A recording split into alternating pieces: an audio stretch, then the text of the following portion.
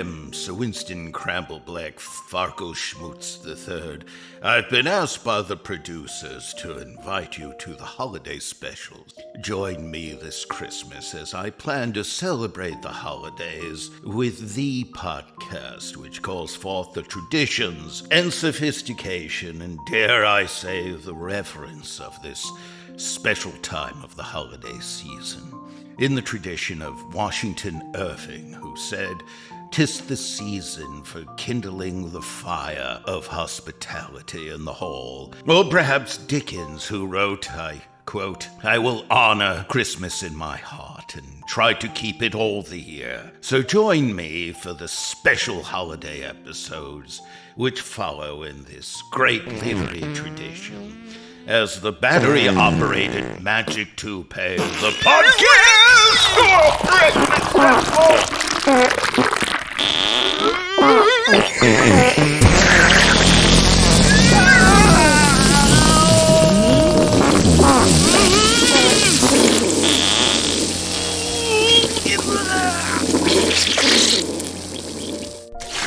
Oh!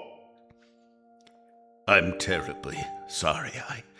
I can't help it. I just seem to spontaneously shit my britches every time I mention the battery-operated magic toupee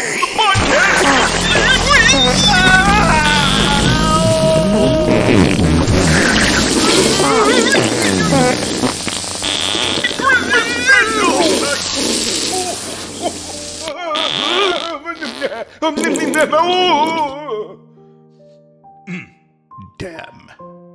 So join me for that podcast. The battery-operated magic toupee, the podcast. Journey to dimensions of existence even more moronic and idiotic than ours. Alternative universes of such stupidity that we've constructed. The battery-operated magic toupee. Warning! The following comedy is intended for mature audiences and for those not easily offended. If you're of a delicate disposition and offend easily, for example, if we refer to you as a silly cunt, we recommend stop listening immediately. Cancel us now and fuck off. And off we go to the battery-operated magic toupee control center. Control center, engage. Multi-dimension navigation calculated. Multiverse circuits on. Battery-operated magic toupee. Initiate connection. 5, 4, 3, 2, 1.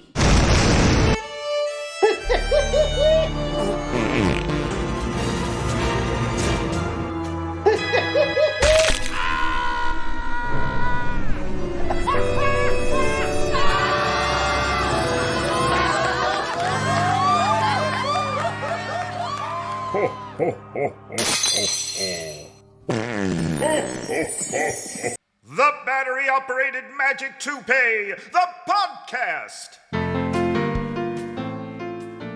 Have you become a Scrooge after seeing your local department store Santa being arrested for sexually harassing an elf? Did your holiday spirit deflate when you caught a Salvation Army Santa butt-fucking a plastic reindeer? On the next Yes, It's Another Morning, Desiree Dismay, author of the latest book, Why Are Perverts Ruining Christmas, shares her experience of waking up early Christmas morning, coming downstairs, and catching Santa having a wank in her stocking. All this and more, but first, it's time for Mean Morty's Christmas Tips. Look like a big shot without spending a penny with Mean Morty's Christmas Tips. For the cheapest, bargainest, no-costest holiday season, here's Mean Morty. I'm Mean Morty, and it's that time of year for Mean Morty's Christmas Tips. Festive snow. You can't have real snow because it would melt, and artificial snow can be expensive. Well, let's look at the cheapest, bargainest way that you can have snow and make use of your chronic dandruff. Just stroll over to the Christmas tree, which, if you remember, you took from someone's rubbish after last Christmas, and frequently scratch and brush your dandruff off on the branches. After a few days of dandruffing, you'll have a good old-fashioned wintry wonderland snow effect. Tune in again for Mean Morty's Christmas Tips. Remember to eat lots of roughage on Christmas so you can shit a brick on New Year.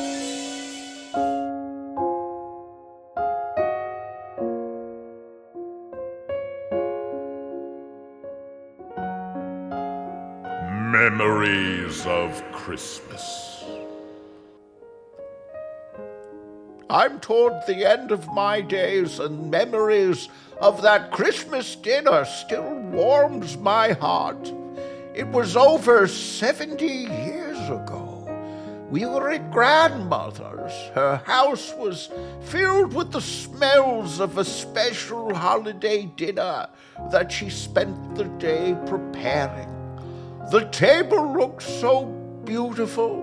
Grandma used the special dishes and cutlery that she only used for special occasions. And Grandma's dog, Skippy, was there. Skippy. Skippy was an interesting dog, but he was what you'd call a horn dog. Skippy would mount and fuck anything that moved. People's legs, boy dogs, girl dogs, and I even heard he tried it with a cat or two. We were in the living room singing a few of our favorite carols, creating a bit of holiday cheer for the Christmas dinner to go down even nicer. And we all joined hands and we walked to the dining room. And there, on the dining room table, was Skippy. And Skippy was fucking the turkey in the stuffing hole. He was really going at it with the bird. He tried to pull him off, but he couldn't. Skippy was attached in more ways than one to the turkey. And as Father pulled Skippy off the turkey, Grandmother's doggy jazzled its jism all over the bird and the holiday dinner. Well, the turkey was ravaged to bits, and all the delicious food was drenched in dog love juice. Naturally, none of us could eat the dinner, except for Grandmother. She seemed rather used to the taste of doggy splooge. Not only did Grandma not mind it, she seemed to like it. She said she loved the taste of it. We always wondered about Grandma and Skippy. They seemed just a bit too close.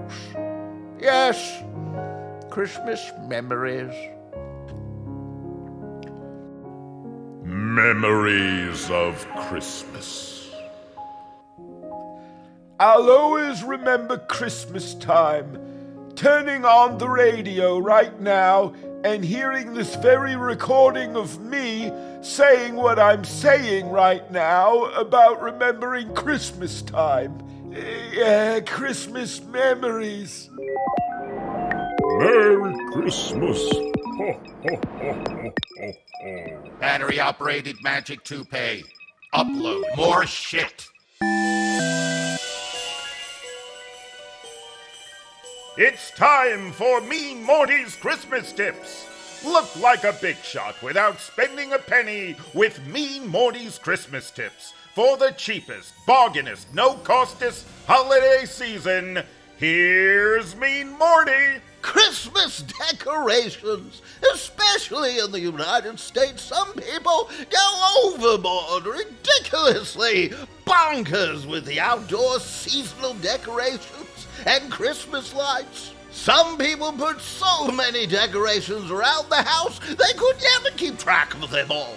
Well, you wait until midnight, you stroll through your neighborhood, and where you see a house with 20 or more lights or decorations, you quietly sneak on the property and you take a few. They'll never notice they're missing.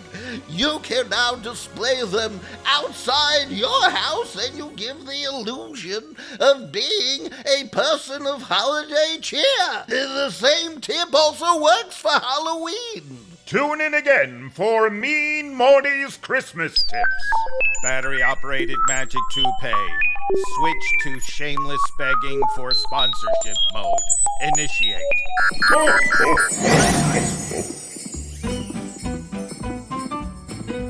If you're a subscriber, many thanks. We love you and appreciate your generosity. And if you're not a subscriber and you like the podcast, subscribe to us on the Battery Operated Magic Toupee podcast Patreon page for the uncensored and ruder full-length episodes, exclusive content, special events, offers, and even more cool shit. We aim to give you original, uncensored, well-produced comedy, and that costs money.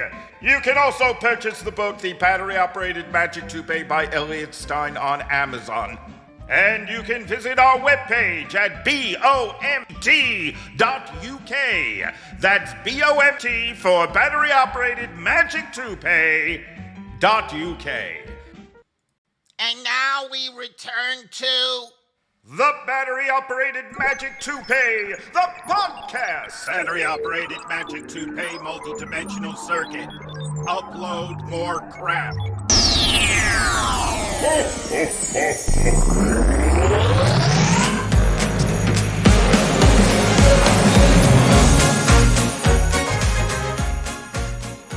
Greetings, radio fans. Tonight we have a special treat indeed. Our holiday gift to you. The thrill of radio drama performed live. We present a journey into the wondrous land of imagination called the Twitlike Zone. Tonight's special live production, Jerry's Foreskin for Christmas.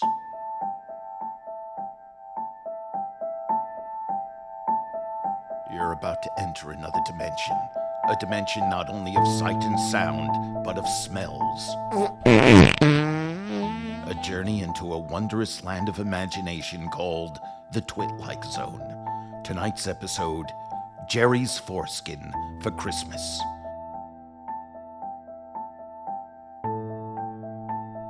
Meet Lou Leuston, a young Jewish man in a moral crisis for Christmas.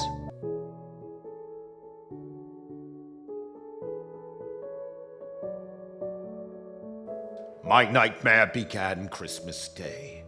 I was a typical Jewish man in a quandary on the edge of a life-altering decision. I went to my rabbi thinking I was on holy ground, but not suspecting I was about to enter the Twitlike Zone. Pardon me, Rabbi Chaim? Yes, my son, how can I help you? Yes, you see, Rabbi, every year at this season, I witness the Christmas cheer. I hear all the Christmas music, hear the talk, the sharing about Jesus and such. So I've decided I don't want to be Jewish anymore. I'm going to convert to Catholicism. This is a big thing. Are you sure you want to do this? Yes, I want to convert before Christmas. I want to celebrate Christmas. I want to be able to sing those awful carols. I want a stinky Christmas tree and to have all those pine needles on the rug. I wish to be a Christian for Christmas. Look, my son, I know the Christian religions can seem more fun, but the whole Santa Claus holiday, it's schlock. Hanukkah can be a fun holiday, too. Give me one fun thing about Hanukkah, Rabbi. We got the dreidel. A dreidel. A freaking dreidel. A top with 4 sides. It's exciting. You spin it. You don't know what side it'll fall on. Okay, I get it. The dreidel kind of sucks. I just don't want that Hanukkah crap. A menorah. Candles. Yippee, you like candles. Hooray. Meanwhile, all my friends are having these great Christmas trees and decorations and flashing electric lights, not fucking candles. I want to have presents under a tree. But you can have an indoor plant. You can have a fern. At home, I have a cactus. Celebrate Hanukkah. Oh, screw the holiday. It's not just the holiday. When you're Catholic, you can do whatever the hell you want. And all you have to do is confess to a priest, and you're forgiven, and you can go to heaven. We lose a lot of followers over that one. I just want to go to church and pray to Jesus. But most of all, I want my foreskin back. You what? I want my foreskin back. That's why I'm coming to you. You're the one who gave me the snip when I was young. You're the rabbi, the moil, who did my circumcision at my bris when I was a baby. I don't understand. You must understand, I had a bris. The whole ceremony. I was circumcised. Nah, I understand that. I don't understand. How can you want your dick derby back? Well, I don't want to be Jewish anymore. You took my Taja toupee, and I want it back. But I don't have it anymore. That's not true. I know the stories. The legend of the great foreskin depository. Nah, the foreskin depository. That's a myth. It's not. I know all about it. The mighty archive where every foreskin snipped is held in special airtight containers, preserving them till Judgment Day, when the mighty prophet Calcamech Coxkidamus will return to earth and reattach the tool toppers to all the souls that are saved for the rapture. That is no such legend. There is. I never heard this before. The whole thing's delusional. It's caca, you made it up. I want my knob nightcap back. I can't get you your cock kerchief back. You will, and I have this. I can vault a gun. Yes, and I'm prepared to use it if I don't get my top hat reattached to my tallywhacker. I'm celebrating Christmas, and I want my Pekka Burka back. But Last chance. Foreskin, or I'll shoot. Okay. I didn't know anybody knew about this. What are you doing? I need to press the button. Will it lead to the foreskin archive? It will, but no non-rabbi should be seeing this. Open it, Rabbi.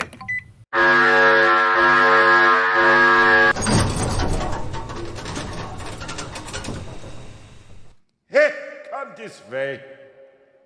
Oh my God. Yes, this is it. This is just the regional foreskin archive. All the foreskin archives are joined together by Dickskin, the giant computer hub. My goodness, they're all labeled. Yes, all the foreskins collected from the beginning of the Jewish faith. Why, that's the schlong sunbonnet of Jesus Christ. Yes, it's Jesus Christ's Plankerfest. How did you get Christ's donshaw? We got it in a trade with the Jerusalem branch. They gave us Christ's knob nightcap for the Wang helmets of 3 American presidents who were secretly Jewish and a prime minister. We even threw in Woody Allen's cock covering and Sammy Davis Jr.'s ebony cap to sweeten the deal. Okay, here she is. This is your Willy wrapper. Okay, I'll need you to reattach it. I can't. I'm holding the gun. Reattach my prick Parker. Oh boy, it'll hurt like hell when we do this. You won't like all that pain around your penis when we use the soldering iron, especially around the tip of your putts. Why don't you forget the whole thing? Let me give you a dreidel instead. You and me, we could sing the dreidel song together. Oh my God, I don't believe it. Is that... You have his schlong muffler. What a sight to behold. This is the most exciting thing I've ever witnessed, Rabbi.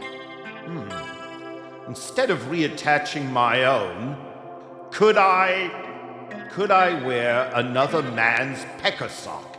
That would be highly unethical. I want this one. No, you can't. I will have this. I want my schmeckle attached to Jerry Lewis's foreskin. This is insane! He's the greatest comedian in the world. My hero.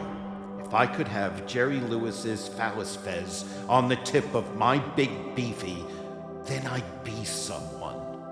I'd go somewhere and they'd ask for my name, and I would proudly reply, I'm Lou Lewiston, and my boner bears Jerry Lewis's cock cover. I would make love to a beautiful woman. She'd say, oh, Louie, that was the best sex I ever had. Thank you for that orgasm. And I'd coolly reply, don't just thank me. Thank Jerry Lewis's putz parker. Why should I give you Jerry Lewis's tallywhacker trilby? Because I have a gun. That is the best reason I've heard in years to give you Jerry Lewis's cock cap.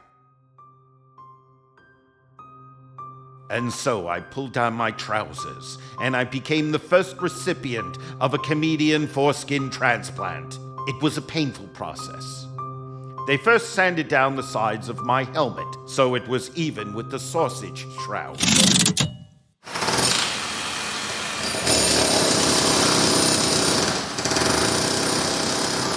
They used special staplers to hold the phallus veil in place.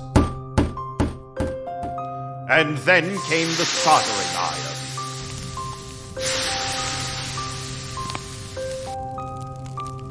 It was painful, but it was worth it.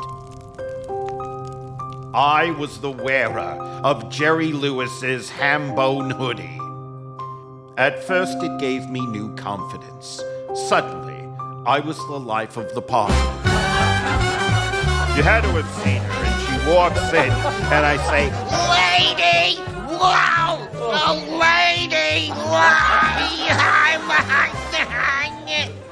But then I started to notice the effects of Jerry Lewis's weenie wrap. My dilemma came to a head at work. I was in a meeting with my boss, Mr. Kitsvitsovanitz. Yes? Sit down, Louston. Okay, Mr.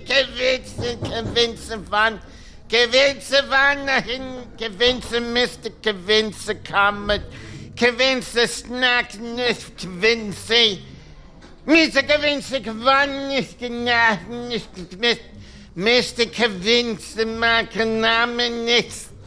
Louston, you're fired. I lost my job, and how could I possibly have explained to my boss that I was possessed by the spirit of Jerry Lewis's dick derby? Though I was distraught, I had a date with my girlfriend.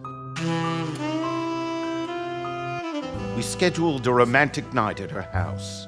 We had a few glasses of wine. We gravitated toward the bedroom. Gradually, my girlfriend's clothes were removed.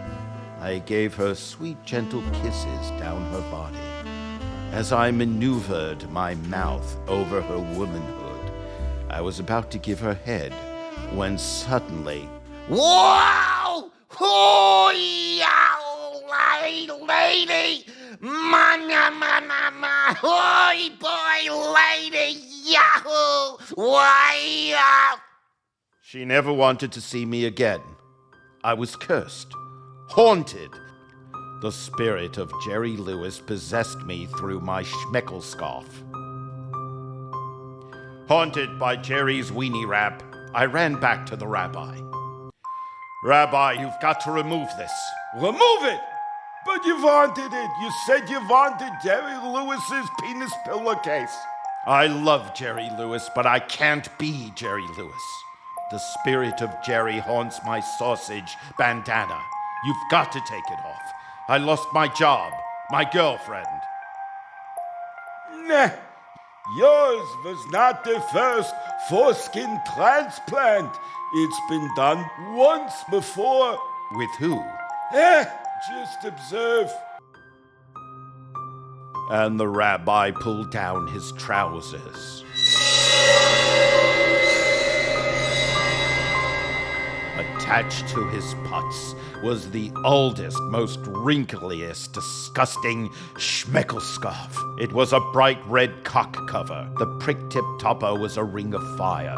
The stench of brimstone and sulfur and old man sweaty balls emanated from his chopper hood. My eyes were tearing. You see, I also had a foreskin transplant, but the weenie lap that I chose was the devil's dong drape. The devil's dong drape.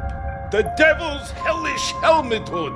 I was terrified. The sight of the devil's terrifying Tajatapa and the horrid, unwashed foreskin stench drove me away. In panic, I fled from the temple. I wasn't looking where I was fleeing. And suddenly, I ran in front of a speeding car. Unconscious, I was rushed to hospital. Days later, I awoke from my coma in the hospital. I was groggy. I opened my eyes. I looked up, and I saw a doctor. Doctor. Mr. Louston, you've awoken. Don't be alarmed. You were in a bad accident. You were brought to the hospital. You'll be okay. My name is Dr. Kamala Dekdicki. Dr. Kamala Dekdicki. Something was different. I had no problem pronouncing the name Kamala Dekdicki.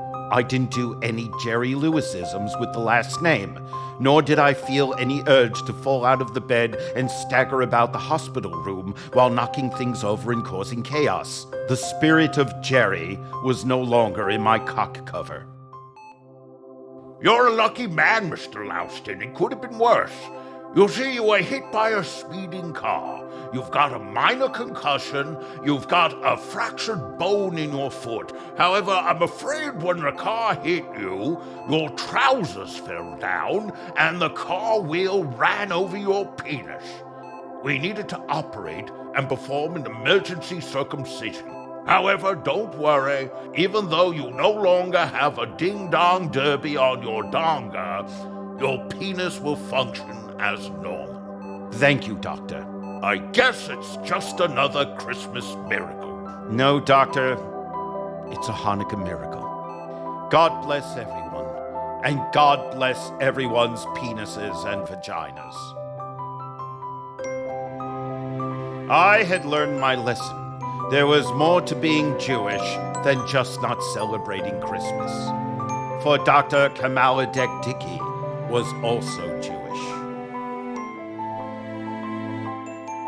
Louis and the doctor sat in the room, sang traditional Hanukkah songs into the night, while both of them, with their circumcised, doodle-derbyless, helmet-tipped cocks, mutually masturbated themselves into the night and deep into the bowels of one another and the Twitlike Zone. Okay, that's it. Are you fucking kidding me? What the fuck are you doing? We're live! Keep going! Keep going! I can't read this shit. I can't do this anymore. This ending is crap. That's not in the script! Really, that's the ending of this fucking Twitlike Zone episode. This is the best shit you can come up with. Stop it, what are you doing? This is live! I don't give a shit if this is live. Where's your holiday spirit? My holiday spirit's in my holiday ass. This is your fucking Twitlike Zone Christmas special. Really, Jerry's foreskin for Christmas. This is the worst piece of shit. Jesus Christ, read the ending narration. You read the fucking ending narration. Come on, this is a Christmas episode, and Louis and the doctor sing Hanukkah songs and jerk each other off. The writers should be disemboweled, and you actors should be ashamed of yourself for even reading this crap. For God's sake, read the last paragraph. Okay, fine. Fucking okay, but I'm never gonna do another one of these stupid, fucking, amateurish, tasteless, Twitlike Zone schlockfests ever again. The moral of the story, if you're Jewish, celebrate Hanukkah and enjoy your bald, uncloaked cock. And if you're Catholic, don't forget to clean your foreskin so it doesn't become stinky. Happy holiday from the Twitlike Zone and the battery-operated Magic Toupee. Battery-operated Magic Toupee. Upload stop. Disengage.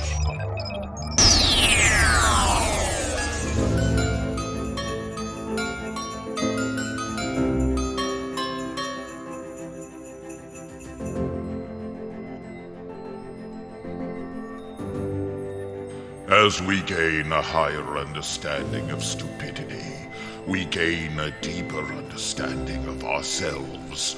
Hence we bid farewell to the battery-operated magic toupee, pooting and spooing and farting thick brown smoke as it dimly staggers from reality to reality on its moronic mission. You have been listening to the battery-operated Magic Toupee, the podcast. It was performed and was written and produced by Elliot Stein. Copyright 2024, Gargoyle Entertainment.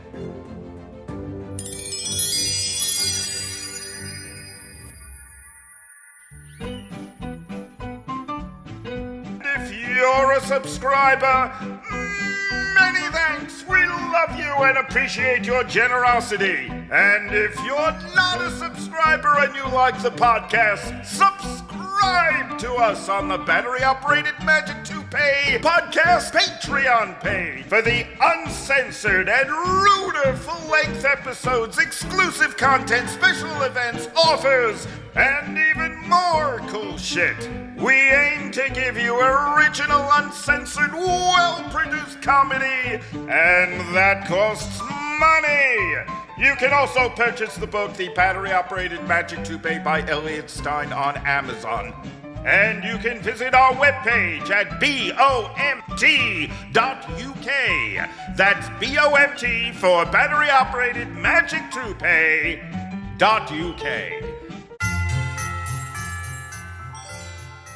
When you told me you wanted to celebrate Christmas with a bukkake party, I didn't understand what you meant. It sounded Japanese, like a civilized tea ceremony. But then you, right at the kitchen table, you and 5 midgets and my wife.